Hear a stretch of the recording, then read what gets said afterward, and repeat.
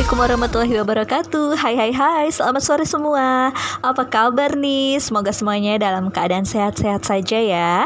Oke, istrinya Pak Jimin hari ini mau nginfoin ke kalian nama-nama orang kaya baru. Siapa aja sih?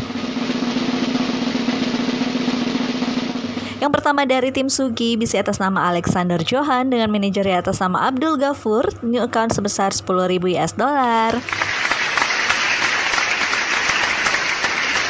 Lalu yang kedua dari tim Ameta, bisi atas nama Muhiksan Rahman dengan manajernya atas nama Arianti, new account sebesar 20.000 US dollar.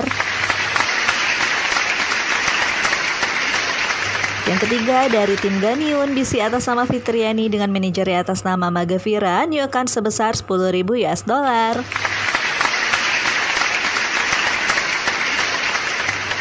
Lalu yang terakhir dari tim Sugi, bisi atas nama Muazzizul Rahmat dengan manajer atas nama Abdul Razak Nursam, new account sebesar 10.000 US dollar. Selamat ya.